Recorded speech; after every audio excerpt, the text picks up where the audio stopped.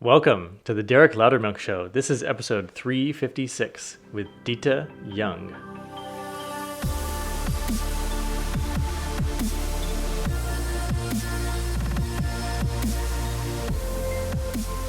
Today on the show we have my friend Ditte Young, and she is known most for being the #1 animal communicator in Denmark. But she's also a 4-time author, an international horse trainer. She works with the Olympic and Grand Prix riders. She's a clairvoyant, a business and spiritual advisor, and so much more. And we're going to cover a lot of really awesome and wild things today about telepathy, animal telepathy, how she experiences it, how she teaches it, what is it, how can you get it. We're going to learn a little more of her backstory about coping with being adopted and going into a criminal environment. She's going to tell us about why finding love is so difficult on a metaphysical level. She'll tell us about her relationship with veterinary doctors. Some of them love her because she can accurately diagnose things that they can't figure out. And of course, some of them hate her because she can accurately diagnose things they can't figure out. And she also opens up about her relationship with her son, who has autism and blindness, and how she helped him heal. He was born blind, and a little bit more about what her understanding of what autism is on more than just a biological level. So prepare to be blown away, and without further ado, here is Ditte Young.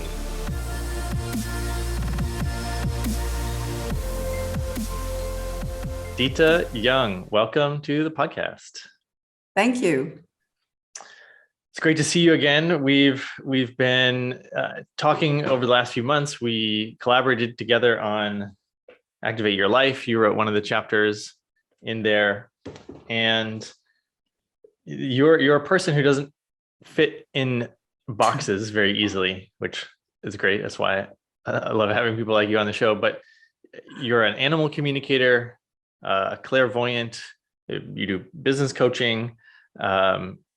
You helped me with that. So there's a lot of interesting things that you're up to, but how do you talk about who you are and what you do?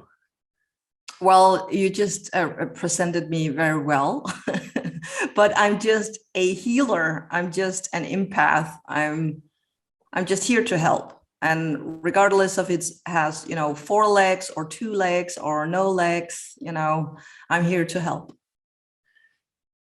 How long have you known you were a healer, or have you identified as that? 22 years ago, I identified it, but I guess I was born this way, but I didn't know what it was until I was in my latest teens. How did you find out? Well, I went to a clairvoyant educational school, which we have here in Scandinavia, and everybody's asking, do you have to go to a school? No, you don't. But if you want to get your morality and your ethical skills in the right place, I think you need to go see a school. And I went there to shut down my abilities because it was very overwhelming for me to see whenever people were dying, or what they were dying from, or animals suffering, etc., etc. So I asked her to, please, will you shut this down? And she told me that I was able to communicate with animals, and I was 20 years old. I'm 42 now. And I just laughed because it sounded ridiculous. But then I just trained and practiced a lot. And then I saw that this is so easy, to just be in the world and sense around these animals. And they are so intelligent, much more than we think they are. And I knew by then that I needed to spread this out in Europe. And I did. I succeeded in putting animal communication on the map. That's incredible. And there's at least one video of you on your YouTube where you're doing animal communication. I think you have photos of a horse and you're answering questions the owner has that they want to ask the horse, and it's the precision with which you're saying, like, oh, it's something in my head here, or when you are arriving stressed, it stresses me out, so I don't want to be around you. And seeing, the horse owner aware of the accuracy is truly remarkable. So what's it like when you're doing a reading like that? Are you feeling the animal? How are you getting this information communicated to you? Well, whenever informations are coming my way, first and foremost, I have to do some rehearsals to break down the brain waves, so from being very high frequent and stressed out, I need to calm myself, like when you're doing a meditation or in the same frequencies as when you're just about to fall asleep. So I'm in kind of a trance or meditative state of mind. And then I open up all my senses. We have 5 and we have 6 and we have the 7th. And when I have all my senses open, informations are coming to me. I see them, I hear them, I feel them. I see them in front of my inner eyes, as not like a movie, in front of me, but as if I told you or the listeners what is in your fridge, what's in the cabins, do you have milk in there? Do you have vegetables in there? Then you can definitely see a picture in front of your inner eye and see me, so I'm seeing a picture in a picture. Okay. And then it's very important to have the emotion too. So whenever I'm seeing, for example, a ball, I need to figure out, so the dog loves the ball or hates the ball. Okay, yeah. It's very difficult to have the emotion with you to be able to interpret it correctly. Mm-hmm. So you're primarily working with horses and dogs? Yeah, and cats, but I like the dogs, and I love working with the horses because they are such spiritual creatures, and we're sitting on the horses, so when we have to connect with the horse, and in the sport industry where I work, they have to do a dance. So whenever I'm helping the Olympic riders or the national team riders in, for example, Grand Prix or dressage or show jumping, they need to be totally in tune together, and getting an animal that weighs like half a ton to do things like with an accuracy and simultaneously movement with the rider it's beautiful when it's not forced, but it's free will. Mm. Do a lot of the successful riders already have a ability to connect with their animal? Yeah, I definitely think that many of these professional riders are connecting with their animals, but it's not everybody that want to say that they communicate like telepathically with them. They would say, I read them, or I know my horse very well. But to me, I'm like, no, you're doing telepathy, honey, but you just don't know it. So when would someone bring you in to communicate with their horse or dog? Well, typically when it comes to behavioral issues, because then they have a need for help, but I've seen the tendency for the last 22 years that more and more animal owners are seeking help to prevent problems. But, the past have shown that it has to do with problems, or if we have one veterinarian saying one thing and the other veterinarian saying another thing, then the owners who are open to this want to know, okay, then what does my animal have to say about this?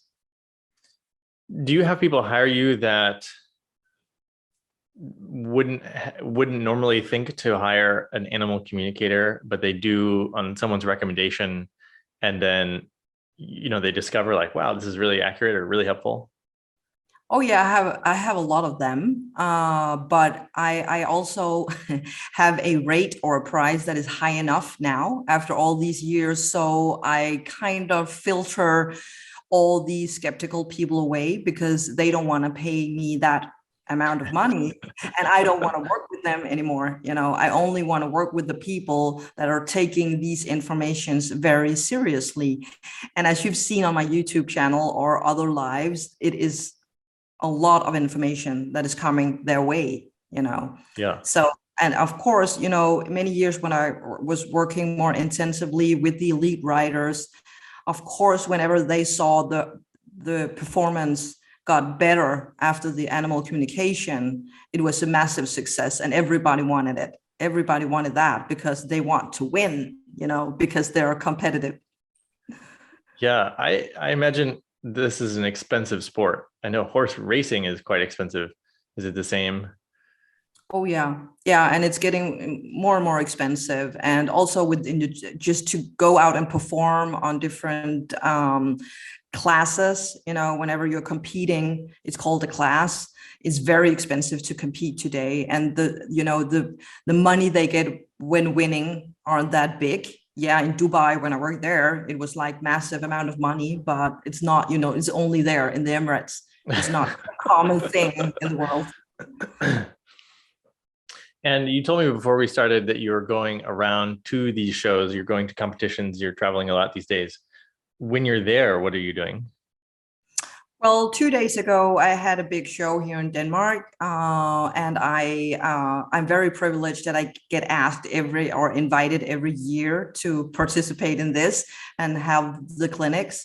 And this year, I was inviting a handicapped horse. She was a 22-year-old blind mare, and she had to ride a Grand Prix program, which you will only see in the Olympics or in the class called Grand Prix, and with the normal rider. And the horse has to ride in, kind of blindfolded in front of 600 people.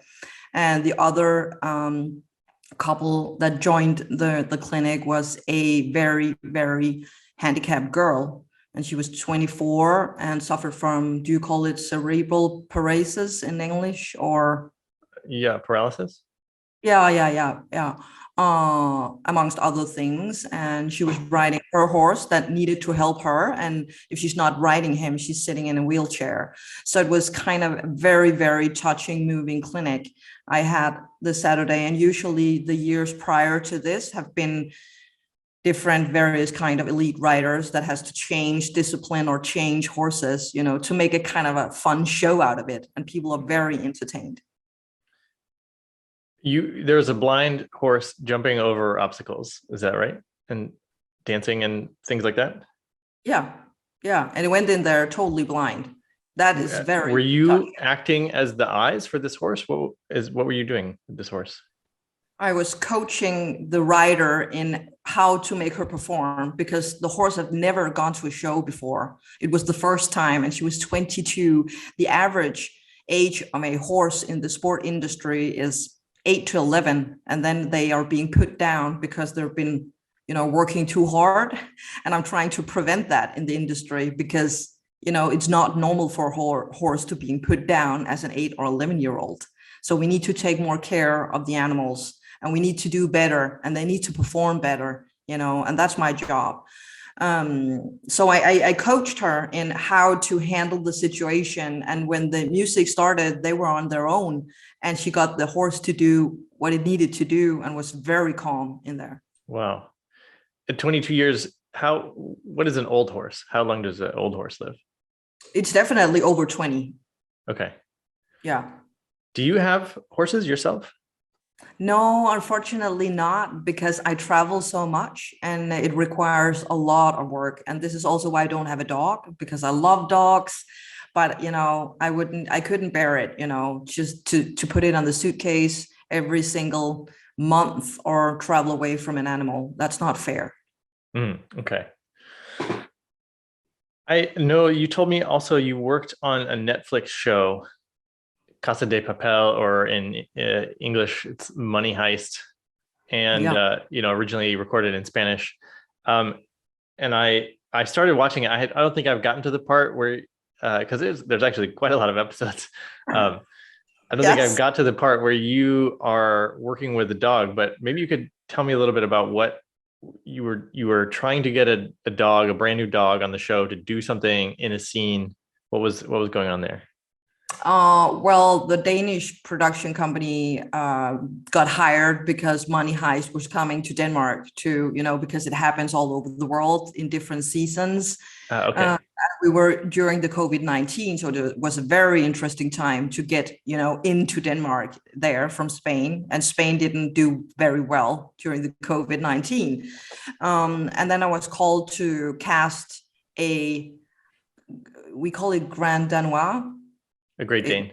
A Great Dane, yeah. Big dog. The very big dog, and I was like, yeah, I can do that, and I posted it on my Facebook, and I got like massive with emails, with dog moms that wanted their dogs to become the next star, and I didn't even know it was La Casa de Papel. I just thought it was like a mini TV series here in Denmark. And then I casted 5 dogs and sent it to the director and said, this is my recommendation, because I sense on these, because I did animal communication with all the dogs. Oh, wow. I sense that they are capable of being on a location with a lot of people. And then the director in Spain was so impressed by the work I did, because I sent them pictures of various dogs, different colors, different height, different weight. So they asked me if I could train the dog for one scene, and then 2, 3, 4, and it became 7 scenes. And then I asked them, so who am I working for? And they told me it was Money Heist, and I was very stoked about it. You had heard of that before? Oh yeah, and I've watched the show, and I love the show. It's very action-packed. And I was very impressed that they were coming to Copenhagen. And then they arrived a week before we had to do, put it on tape. And then, one of the actresses became scared of the dog, which I've trained for a month. So we switched the dog out, because I said, okay, could we do a stand-in for just that, one scene? And then the director was like, no, let's exchange the dog. And I was like, I didn't train this dog, for the other scenes.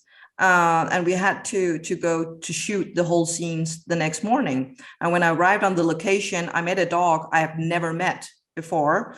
And I just had to do the telepathy thing. I have never been so stressed out in my entire life, because they didn't care about me not knowing the dog. They just wanted me to do it.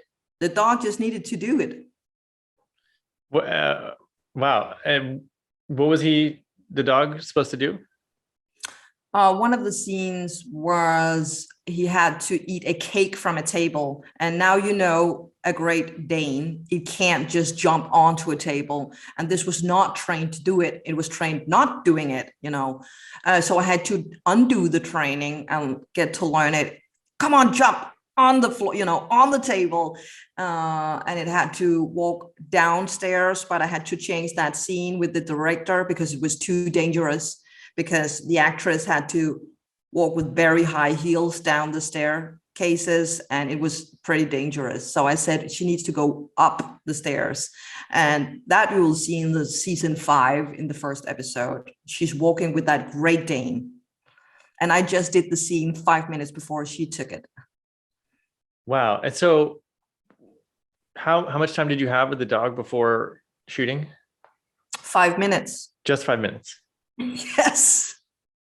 Okay. So in 5 minutes, knowing you have to perform quickly, what did you do with the dog? I only had these 5 minutes. I knew that I was going to be on location because they wanted me to be close to the actresses and the actors. So This is the reason why I'm in shortly in the Money Heist season.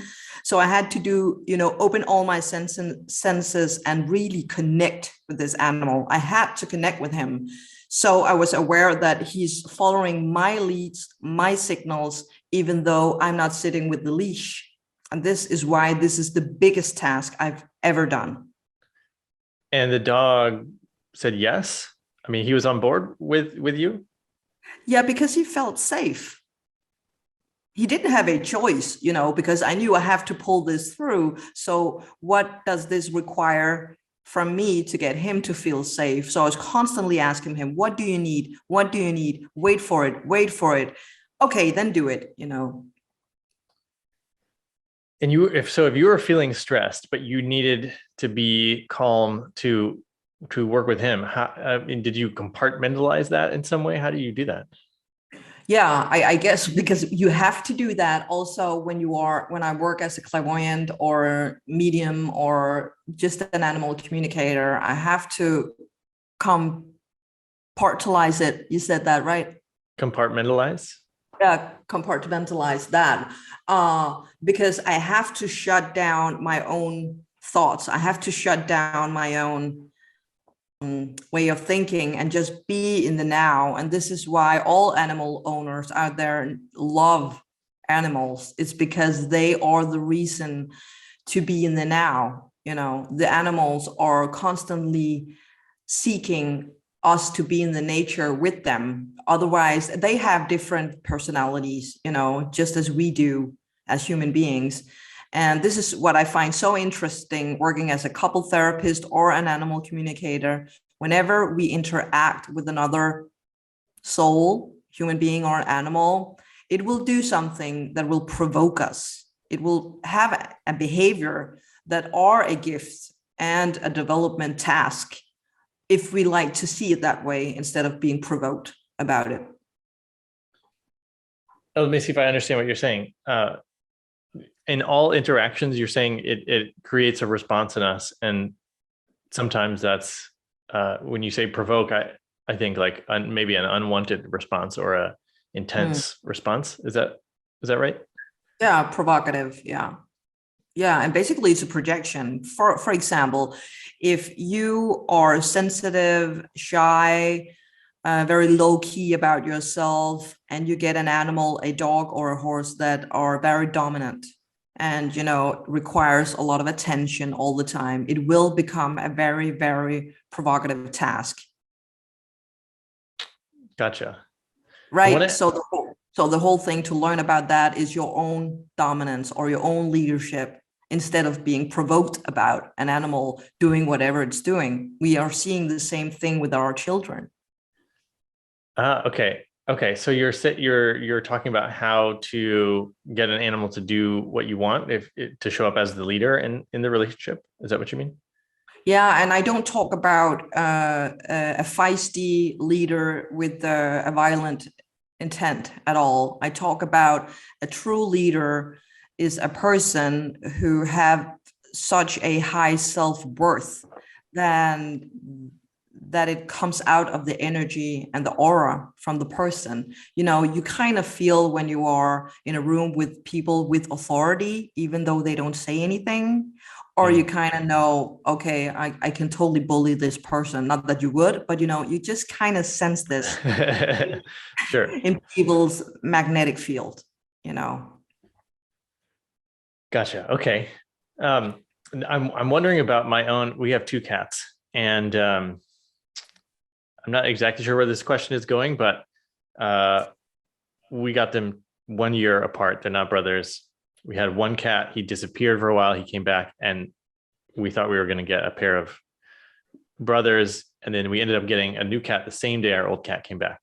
And it's really interesting the way these cats are. They come and sit with you when you are feeling hurt or you have intense emotions. They'll just come and plop right down. They seem to know exactly when they could be helpful.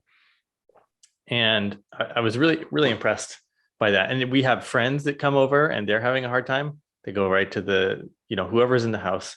And so everyone's falling in love with these cats. They're like, wow, I've never had a cat be so nice to me, or, people that aren't cat people. And I would be super interested in learning how to communicate with them. I would love to know more of like what their experience is. How would I go about doing that? Well, first and foremost, to believe that you're capable of doing it and knowing that they do understand what you are saying, what you are sending out. The story you just said about they totally get it whenever people are feeling down, and cats are very, very healing animals. They have made studies about when they purr, like, Yeah. the vibration of that is the same as the healing frequency. That is very, very interesting. Maybe you can look into that, because I know that has your interest. Yeah. So they are seeking people that want their help because they are capable of helping them just by sitting there in the room and, doing their sounds. Then they're healing them. So first and foremost, believing and knowing that they do understand what you are sending out and what you are saying, and you have to trust what you get back. And that's the most difficult part when it's your own cats. It would be, I always, when I teach people in this animal communication, I always start with, you need to learn it with other animals, because you are so, connected with your own animals, and you have already seen a pattern. So your brain will think, oh, I'm thinking this, instead of receiving it. Interesting. Okay, start with another animal. As you're talking, I'm thinking of my wife. She'll compliment the animals. She's like, "Oh, you're so handsome," or "Look at you, so regal, sitting there on that tree branch." And these cats will even act like more, when you compliment, like you can tell they're like, "Oh yeah, that feels good." It's really funny. So it's clear that what you're saying is true. They're sensing, what we're communicating. You're sending out. Yeah. Yes, they are. And so you teach this to people. You teach animal communication. I think I saw on your website you have a group of ambassadors, or a group of people you've certified that are spread around the world, maybe. Yeah, I took the best of my students, and they're working for me. So I'm capable of sending them out. I can't be everywhere, and I only have like 24 hours a day as everybody else. But I teach in this every month, and then they have to study at home, read up on things and practice. And then they're back in the class with me. And it takes 7 months to teach them this, but basically it takes me 5 minutes to open up for the telepathy. That's all we need, 5 minutes. But trusting yourself, believing in whatever you are receiving, getting good enough to talk about health problems without getting in trouble with the veterinarians, because we can't prove it, but we have to be so detailed and so on point and spot on every single time, if we need to be taken seriously with this whole holistic way of thinking in a very academical world we are living in. So I have very high standards for my students. Wow. Do you ever get in trouble with vets, or in conflict with them because you feel like they think you're stepping on their toes in some way? Yeah, I have fought for this for 22 years, and the national trainers have hated me. Some veterinarians are hating me, because whenever it's not like they give up, but they can, of course, be in doubt of a diagnosis or things. And then the animal owner are asking me, and it takes me about 15 minutes to figure out what the problem is, because I see it more holistically. Then, of course, it's provocative for the veterinarian that has studied for 5.5 years to become a vet, and it takes me 15 minutes to point out the problem. Of course, this is making a lot of problems. And then we have the whole money discussion, because whenever you have, I don't know, I hope not, if you have gone to your veterinarian with your cat, then they're seeking one problem. And when it's not it, they're seeking the next one and the next reason and the next reason. And the one paying for this are the animal owner. So, it's cheaper now to ask an animal communicator than it is, to go through the veterinarian system. And I don't think that one system can, be without another one. So I'm working for the collaboration between the veterinarians and the more holistical thinkers, which I've also succeeded with, but it's not here in Denmark, but it's not like proven yet. And this is the reason why I have such high standards, because if we want to work with the veterinarians, we need to be spot on every single time. So it's not good enough for me whenever a student of mine is saying, I think there's something wrong with the left shoulder. I'm like, something wrong. What is wrong? Is it the muscle, the vessels, the bones? What's the reason for the shoulder thing? Oh, it's over the diagonal. So, the left shoulder becomes a symptom from something from the hind leg. Okay, let's look into that. And why is it we have problems in the hind leg? Is it because of the rider, the saddle, the past, or just an accident? Wow. So I'm very detailed in my work. Maybe you could give us a specific example of a problem that you fixed that wasn't able to be solved right away with the veterinary side of things? Yeah, I worked I worked at the three biggest hospitals in Denmark. I think it was 3 or 4 years ago. And I loved the collaboration because I had my own clinic in there, and we had all these clients coming to me or to them, of course, and then we could swap the clients.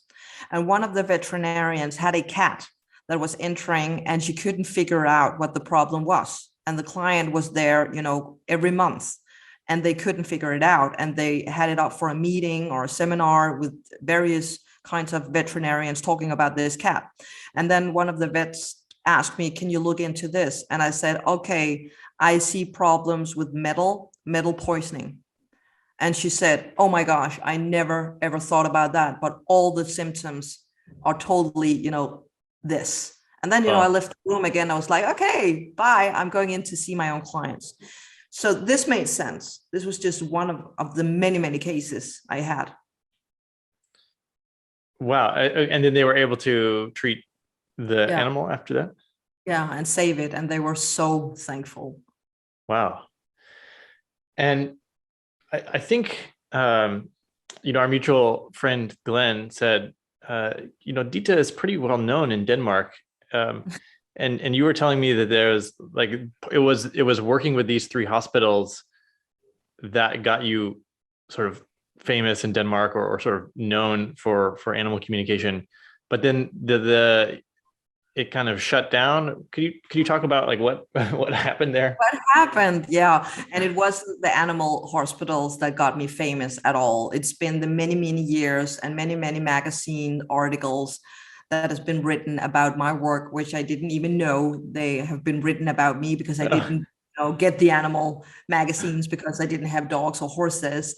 It's been the many, many TV shows which I've participated in that have made my career. And I've been very picky on what kind of TV shows I wanted to enter because we have all these fun shows packed with entertainment, like let's test their skills. They brought in a lot of the Sixth Sense, was it called, or the power of the spirits, or and I said kindly no thank you to all of it because I just knew I need to participate in something that are very, very serious.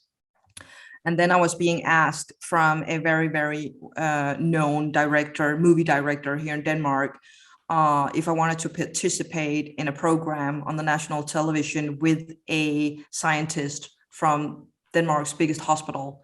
And we were 7 people with special gifts, and it was called Special Gifted People. And I participated in that, and the scientists wanted to get to know us better, and they followed my work for 2 months. And when that came out on television, then, I was really famous here in Denmark. But with the whole hospital thing that came, several years later, all the veterinarians were very, very excited about my work, and they are animal communicators too. 2 out of the 3 vets were animal communicators. I wanted to take this into Denmark, But then we had 5 vets that were very jealous on the big success we had. We were jam-packed at the hospitals. We were so busy, and we took massive clients in, amount of clients. Yeah. And then they started to put threats on these hospitals and threaten them with, we are taking your clients away. We never want to work with you again, And then they just went under for the big pressure, the vets, unfortunately. And then we shut the project down because I didn't want it to participate in something that was so fear-based. So to me, it was like, okay, you're not ready. They couldn't stand the media pressure. I could, because I was, already, I was used to it. And then a week later, when the whole storm, shut down, they asked me if we could collaborate again. And I kindly said, no, thank you. I'm ready whenever you are ready to be in the storm, and not before then. And that was a few years ago. Yeah, I think it was 3 or 4 years ago. Yeah. Going back to the Gifted People show, the scientist who was following you around, what was that like? What was he looking for, or what was he documenting or curious about? He was trying to document proof for how I was able to change animal behavior. And he couldn't find the proof for it, other than seeing, with his own eyes, okay, it had a changed behavior, but he never got to understand how I did it. So did he, how was he attempting to understand? They were trying to test me, with several tests, like what am I thinking, or what are the numbers, or what kind of signs. I just aced it again and again and again, but they never tested my brain. They never put wires on my brain, and I think, I'm not sure, maybe we should look into that one day, Derek. I don't know how we are able to test this, because I don't think we have a tool that are produced from a human being that are capable of proving emotions, because this is it. We are talking about energy. How can we move with energy? How can we change energy? The closest that I'm thinking of is actually one of the fathers of brainwave states that I had on the show, James Hart, and he talks about how much of our experience is shaped by the actual brainwave states. There's alpha, beta, gamma, delta, theta waves, but different subsections within those. My theory would be that you're somehow matching the brainwave state of the person you're reading, or the animal that you're reading, and that creates some sort of coherence that allows you to sort of merge consciousness with them in some way. Yeah, that's true, because I totally see the client in front of me, and I only see and feel the client and sense the client, and I totally understand them. I don't project on them. I don't have any opinion about them.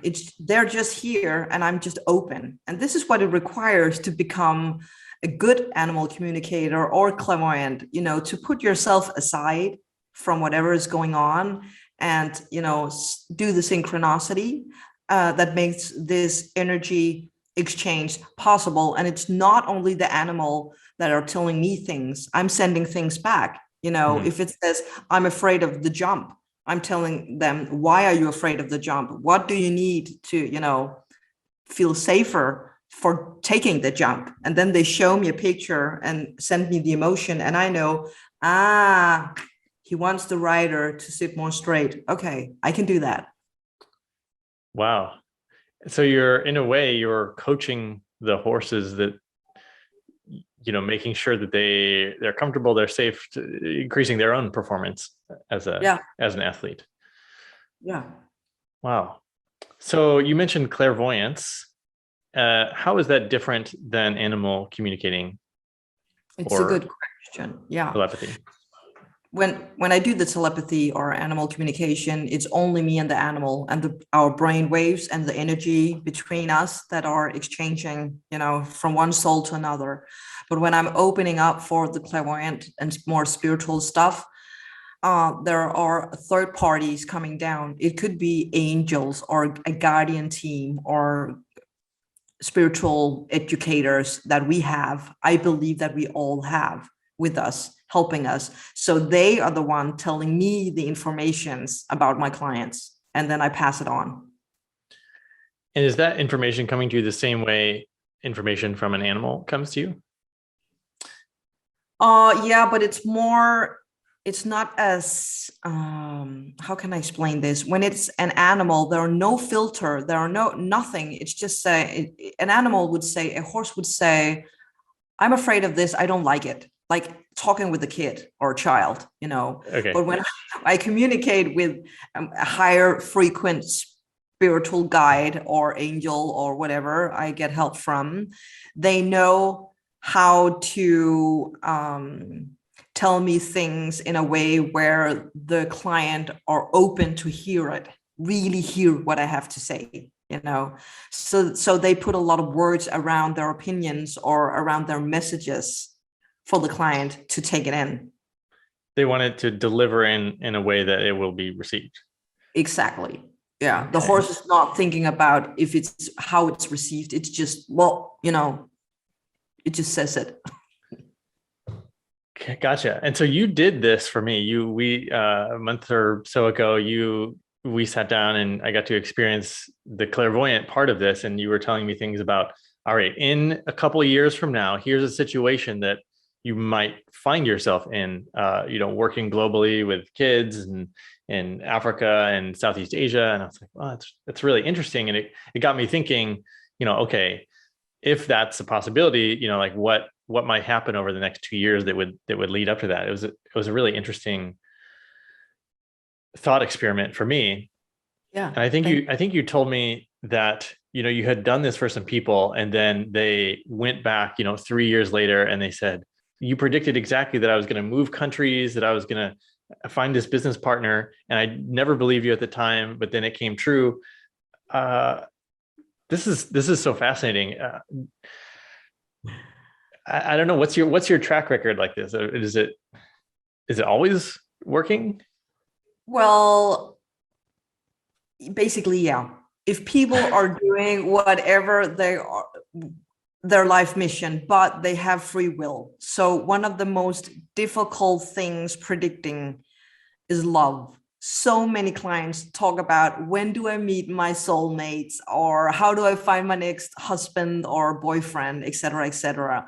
And it's not interesting to me when you are finding the person. It's more interesting, what do you need to learn from the person you'll meet, But we are here on Earth, so it's very interesting. How do I meet him? Do I go to a club? Should I download Tinder or the Tinder app, or these human details about love?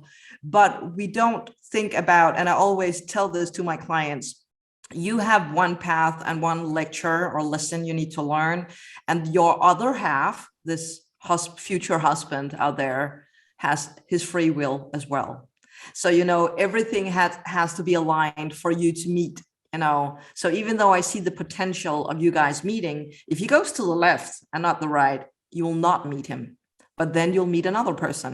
And then a lot of clients are being locked, but you said I was going to meet him in September at 2 p.m. I was like, no, it doesn't work like that, But with the business predictions, it's pretty accurate, I must say.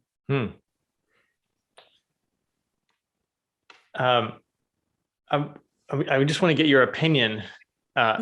Personally, love has always been something that just happens like easily for me, but I understand that most people struggle with finding a partner. I have a lot of friends who are single, but they don't want to be single. So what is it that makes love so challenging besides the free will? Like why are people so challenged in finding their partners? I think whenever you want something and you're being locked on a target, you're putting pressure on something that will happen. And there's a learning phase in it as well. Maybe if we don't talk about love, but we can, see the same thing happen with people that really want kids, but they, can't get children for some reasons, and in the minute they start to relax or they adopt the child or whatever, oops, there you go, then they become pregnant, right? So there are more in this. Why aren't we receiving love? First and foremost, because we put a pressure on the target or the mission. So, stop pressuring it. And it's not easy with, because they would feel I'm letting go or I'm giving up on love. No, no, no, no, no. But you need to start loving yourself first, because if you are seeking love, and this is very, very in general, I say this in general, if you are so busy with chasing after love or chasing a person, you are running away from something in yourself, and you want to chase a person to heal something in yourself. Do you get what I'm saying? Yeah, So you think it's gonna be given to you from from another person. Yeah. And this is why they really want, I don't want to be lonely anymore. I want love. I want a husband or a girlfriend or whatever, so I don't feel lonely. Well, honey, if you don't want to feel lonely, you need to learn about being lonely. And when you learn that, then you can attract love. Oh, interesting. So I was an only child growing. I'm still an only child actually, but so I was alone a lot. So that's maybe like I was already totally cool with that, and so I didn't There you need. go. Oh, that's really interesting. Yeah, and you just said you never had problems with love life, right? Or not you, yeah, all couples have problems, but you never had problems with finding a girlfriend, right? Right. Because that's not your issue. Yeah. Yeah. I have other issues. I would love to ask you about your child. We were talking about how when you relax and kids just come, and my two kids came. I wasn't really planning on having kids. They just basically, my understanding is they orchestrated the timing. They said, we're going to bring you and your wife together so that we can make a family. Um, my son was coming to my wife in dreams for weeks Wow. before he was like, "Hey, here I am. I'm coming. Just a heads up. Like, this is what I look like." And then he showed up and looked, exactly like he did in the dreams. Um, Wow. but I'm curious about your kid, because I think um, I read on your website multiple different disabilities. Um, and obviously you have all these abilities. So maybe, yeah, I'm not sure where you want to start from, but I'd love to hear about your relationship with your kid. With Philip. Yeah, thank you. Well, I didn't plan on him at that point when I got him, but it wasn't like I don't wanted him at all. It just happened when it happened, and then it went very fast. Boop, I became pregnant. And I felt that in the minute, I just knew, okay, I'm pregnant now. And I knew when he was about 12, 13 weeks, I knew that something was wrong. But because I was a first time mom, I wasn't taking seriously because I was just being, the very, very hysterical mom. But You I mean just, when he was in your womb, you could already yeah, tell something wasn't right? yeah, I Okay. just knew it. And I was very worried. And I think most first time moms are worried during a pregnancy, but I just kind of knew something is off. And we had a scan in week 12, nothing was wrong. We had a scan in week 20, and everything was perfect. And then when I gave birth to him, it was so dramatic as well, and I ended up with a C-section with no, sedative things to help me during that surgery. It was very, very traumatic. I think I was the first woman that got the C-section with no pills, no Ooh. medicine, no nothing. Yeah. And then, when I was at home with him and I had to breastfeed him, I didn't have that eye contact with him. I had a very, very great connection with him, but never the eye contact. And then I told the nurse something is off. I've been saying this for 9 freaking months. Something is off, and she didn't believe me. And then I exchanged the nurse, and the second nurse said, "Okay, something is off." And then we got hospitalized. And the doctors came to the room and said, "Well, your son is blind." And I was like, "What?" He's totally 100% blind, and I was like, Whoa. I can't believe what you're saying. Can we help him? Can we work with this? And the doctor said, "Well, we think it's the nerves, it's the optical nerves that are damaged, and they are being produced when the baby is 12 and 13 weeks." So I was Whoa. right. I was so right, but I couldn't prove it. And she said, "We don't work with nerves. we can't work with nerves in Scandinavia. They had some stem cell treatments in China, which costed like a massive amount of money. And I was like, okay, but can I train him? And they said, well, you can try. This is 13 years ago, so a lot have happened, with the knowledge of all this. And I trained and I trained and I trained, and 3 months later, I stuck my tongue out my mouth like you're doing, like for children or for babies, and then he did the same, and I was like, what? He can only do this if he saw me doing it. Could he have picked it And up then though, from telepathy with you? he could, but it was kind of my hope that, okay, he might see something. So I started to train him in small boxes with, different kind of colors. I tested, are you color blind? What are the name of these colors? And I got him to see, and now he sees not perfectly. He sees, he will never drive a car. He can never, navigate in a plane. But he reads books and TV, and play on his iPad and stuff like that. But because of the very dramatic C-section, he got a brain damage as well, and he's autistic as well. So he's fighting with he's struggling with a lot of things. So being around Philip with no eyesight for so many months and years, because it is constant training. It is also training now. I had to open up all my senses and becoming more telepathically than I've ever was, and I trained him in making signs with an apple and like, can you guess what's in my hand? And he was like, apple? And I was like, okay, you're gifted. You're gifted. All right. So it has been a very, very rough journey getting Philip, and it has also been the biggest gift in my life, because without him I would never have made my own company. I would never have been able to work as much in the equine industry as I do, because everything I've worked with Philip, I'm passing on to the horses, and it helps. So if everybody knew that what you do with an autistic child, you just need to do with the animals, and it works.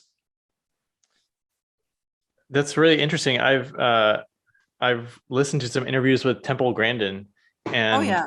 she talks about creating conditions for livestock based on what she would want.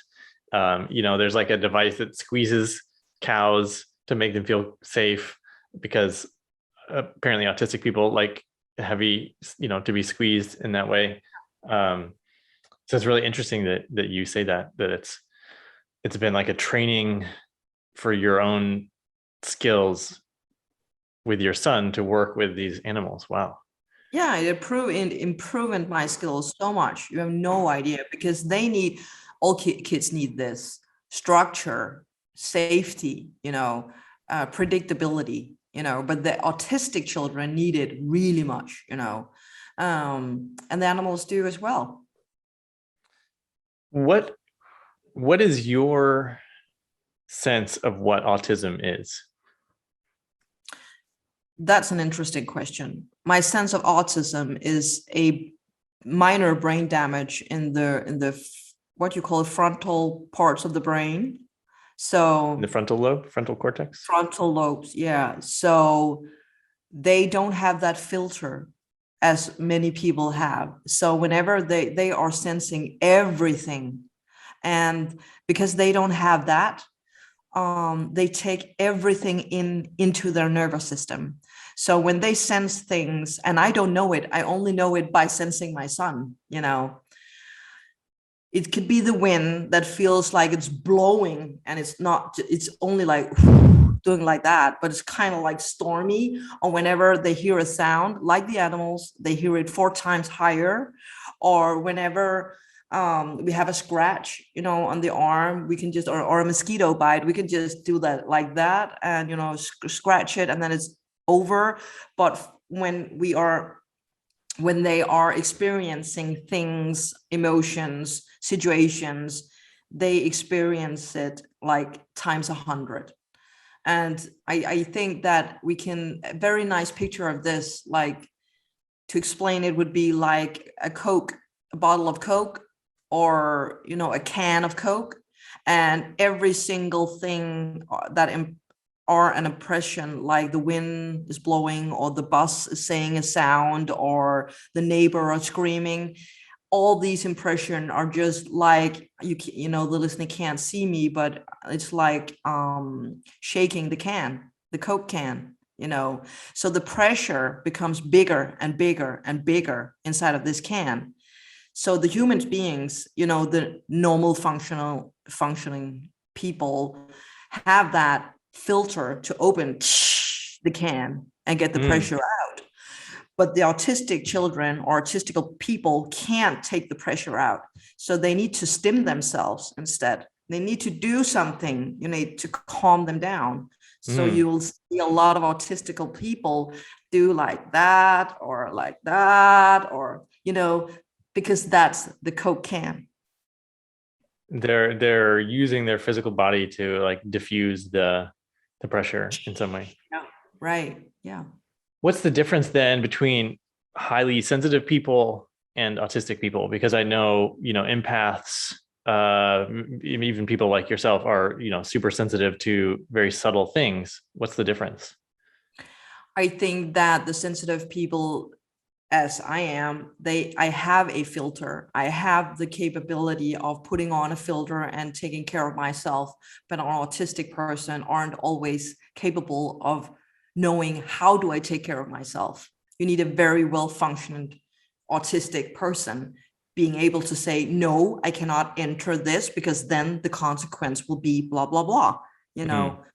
And you get to learn that. But I know that if I put my son out, you know, in a crowd or in an amusement park, he would not be able to find the way out because he would be, you know, bombarded with impressions in this amusement park. But I, as an empath or sensitive person, would have the rational part in my brain saying, find the way out now. Mm. Does your son have, and I'm just going on another hunch that, you know, like if people have diminished capabilities in one area, maybe they have heightened capabilities in another. Does he have special abilities that the normal people wouldn't have? Oh yeah, he's a telepath as well, and he has clear sight. When he was, I think he was like 8 months old, and he was sitting in his bed. He was kind of looking in the corner of his room and said, "Hi, Leonora," and I was like, "What? Hi, Leonora." It was a girl, and I had to know open up all my senses and look, and I was like, "Oh yeah, there is a girl sitting there." Okay, and I told the girl, you can sit there if you don't disturb his you know, sleep. And this is a week ago. We were sitting for dinner with my boyfriend and Philip and I had a stomach flu or food poisoning thing or something, but I never told Philip that I had that cramp, you know, stomach cramp. And then he kind of looked at me and he said, "Your tummy hurts, Mom." And I said, "What, can you see it or can you sense it?" And he said, "I feel it. I feel it in my own tummy." Okay, that's telepathy, all right. Wow. So this is just my everyday thing that, you know, and my boyfriend was like looking at me like, what was that? You know, what was that? And I said, well, welcome to my world. Welcome to my world. I love living in this because we sense each other all the time. Yeah, beautiful. I'm curious about your daily rhythm of your life, you know, with your work and your son. What's the typical day like for you? That's a good question. Well, I don't have a typical day, but I have Philip, my son, 2 weeks in a row. So I'm very focused on him, getting him up, you know, go to school, getting home, clean the, you know, the apartment where I live, help some clients, and then picking him up again, do some homework, do, you know, the whole everyday family stuff, the dinner, the, you know, you need to go to bed now, and, you know, remember to brush your teeth. He's 13 now. But when I don't have him for 2 weeks as well, I'm constantly working. I'm on tour, doing my shows, doing my clinics. I don't want that I don't want Philip to know how busy I am when I have him. I just want to be there, and I want to Yeah. be, present, and I want to be in the now. And I know I have him only for rent. I don't, we all parents only have our children, for some amount of time, and then we have to let them go. So I'm very focused on whatever I'm giving Philip all these hours, and my attention and my love will come back tenfold, because I made a good person out of him, and I want him to see, and I want him to function as well as he can, and yeah. Well, today I woke up and I had an interview, and then I had 2 clients, and I had a meeting, and I'm here on a podcast, later I'm going out for in a restaurant. So, that's a normal day for me. Yeah. Thanks for sharing. I remembering, I think it was Tim Ferriss that first mentioned this, but that when kids go away to college, they've already spent 80 or 90% of the time with their parents that they will. So the whole rest of their life as adults, they're not with their parents anymore. And so it's, it's almost like that's the whole lifetime you get is when they're with you until they turn 18. Exactly. Yeah. Or till they're teenagers also, as well as when they're teenagers, because then the friends become more interesting than the parents. Yeah. I'm lucky. I am living now in the city for the last couple of years with my parents, and I see them every week. It's special. But for a lot of times I was across the world, they didn't see me for a year. So I want to ask you about, I think in one of these interviews, I heard you say that you were leading a life of crime at some point. Like you came from South Korea, is that right? Yeah. And then, but you've been in Denmark like most of your life. Yeah. If you're open to talking about that, what can you say more about that? I definitely am. I think that most adopted children come with a story that we've been abandoned because we had a mom that didn't want us or were able to take care of us. And you don't only have to be adopted to have that story, but that's, the common thing we have. They gave us up for adoption. And having a mom that didn't want me had made me, feel that I wasn't welcome in the world. I didn't have the right to exist in the world. And I had to prove something to be able to be loved, because people could love me for being me. And I've struggled with that for so many years. And chasing that comfort or the place where I belonged, I kind of chased it in the wrong place, because I went into the more criminal environment as a teenager. I always pushed the limits. I have a twin sister, and she was the good girl, and I was definitely the bad one.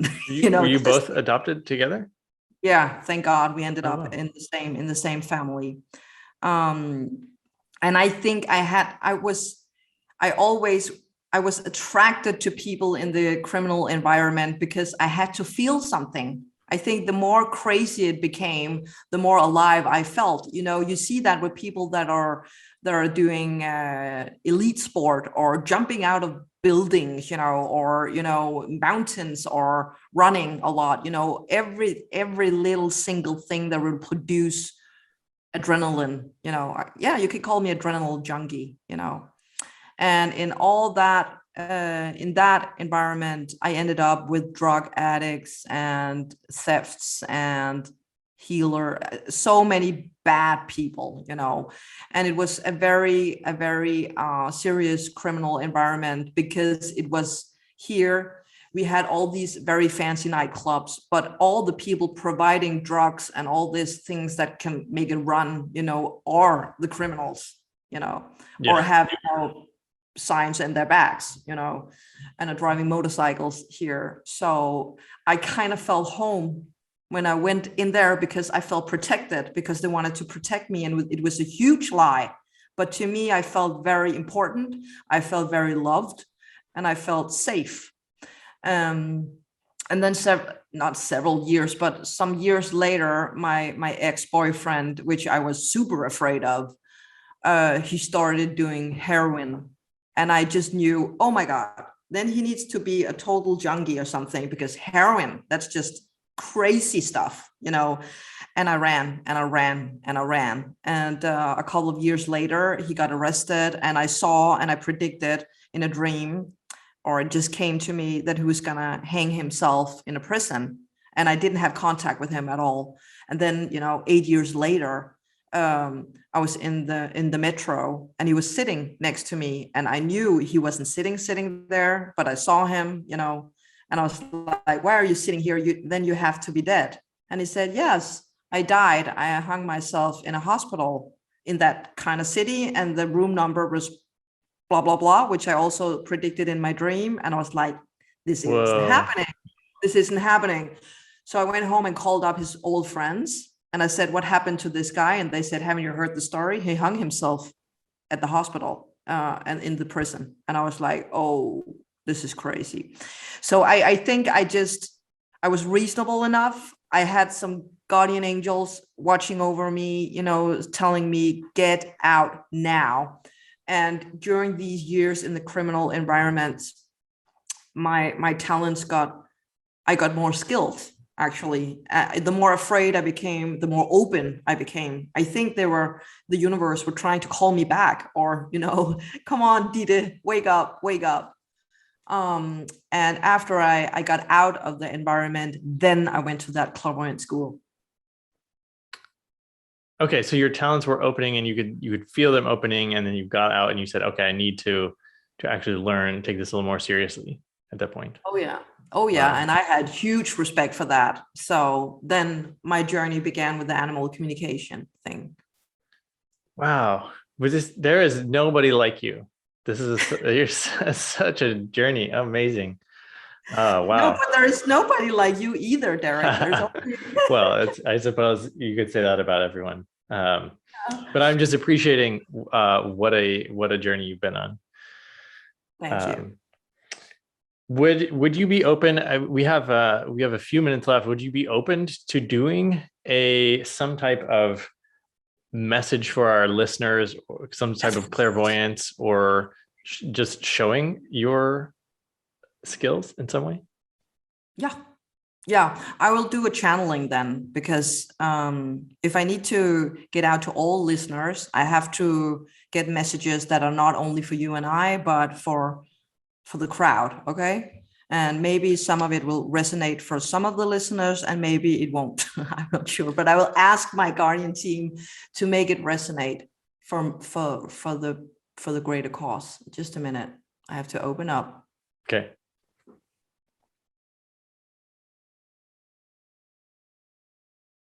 Okay, so the first thing they are saying is, we as human beings, we forget about having fun. We forget about, when we talk about our inner child, we always combine it with pain or suffering, or what we were missing as children, instead of what was the fun part of being a child, and when did we have happy moments as children, and take that and all these memories and bring them into our now. And when we have it in the now, we create the future, because the world needs more happiness. And they are like screaming it into my face right now, that I don't want to do a frightening campaign here, but they're saying it is going to get tougher in the next years. It's going to be a lot more tougher than we think. I don't talk about the ozone layer, or, whenever the earth is not existing anymore. They just talk about, it's so ridiculous that we are more afraid, and we are fearing so many things. Also about economy. A lot has to do about the economy, and we have actually nothing to fear, because, okay, this is a little bit crazy, but they say, if we think about it, we don't need economy. And I'm like, what? I need money to pay my rent. I ask them, what do you mean about that? And they say, but the money is energy as well. And if we, for example, took solar energy and we said that's money, then we would, then we were able to exchange it. If we take energy and we were able to exchange, which we are, it's the same thing with money. If we take love and we exchange that, we don't call love money. We just give it to another and we take from another. And it's the same thing that goes with money. So this is the reason why they say money doesn't exist. So we don't have to be afraid of losing money, because we'll never lose the power of energy. Money is just energy. And they also say that we'll already have a need now in this month and in the following year for the collective, being more collective, working with people. We have seen a pattern in working alone. I can do this by myself. I can stand up for myself. And the following year, for all of us, will have us focusing on teaming up with other people, teaming up with high vibe people, or finding groups and working groups or doing things in groups. They talk about that. And this is kind of nice, because this is what it's all about, and not the ego and not being the individual. Of course, we need to be healthy as an individual, but we want to be healthy together. And this is the new wave that are coming on the planet, they say. Do you need more information, or is it okay? That's great. Are there any suggestions about the fun part of the inner child? How should we try to access that? Just find a memory in there that was really fun, where you weren't holding yourself back, or you had a filter on yourself, or you were afraid of being who you are, but just a moment where you were cracking yourself up. And take that memory into your heart, take that memory into your cells, in your body, because then you're bringing it into the now, just to be aware of it and say, I own it, it's here, instead of saying it's a memory and, and you put it back, but take it into the now. And then you'll see that this has already opened up for more of that. And we need the humor. It's such an easy advice, and they repeat it. We need the humor in things, because the humor will delete all the fear, all the things we are afraid of, everything that are holding us back. If we could crack ourselves up a little bit more, life would be easier. And it's not about not being serious or take other people seriously, but they are saying we are taking things way too serious right now. I feel that sometimes in my life also. Yeah, it's like, we're dragging the energy down, where the fun thing is, yay, that's fun, let's try that. It's a way to put up the vibes. Yeah, thank goodness I have kids that I can goof around with. Good for you, Derek. Good for you. Ditte, wow, that information was great.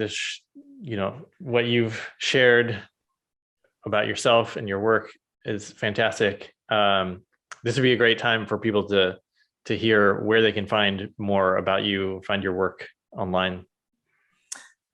Yeah, well, they're welcome to look on my website, ditteyoung.com, or on Instagram, it's Ditte Young, @ditteyoung.international, or on TikTok with my name, Ditte Young again, or my YouTube channel, or Facebook. I'm everywhere. Yeah, and you're doing stuff in English and in Danish. Oh yeah. Great. All the things I pointed out is in English, because I have the Danish sites as well. So the Instagram ditteyoung.international is only in English, for example. Oh, cool. Okay, excellent. Yeah. Great. Well, it's always a pleasure to talk to you, and we'll see you again soon. Oh yeah, we will. I'll text you with a new date. Okay. All right. Bye-bye. Bye.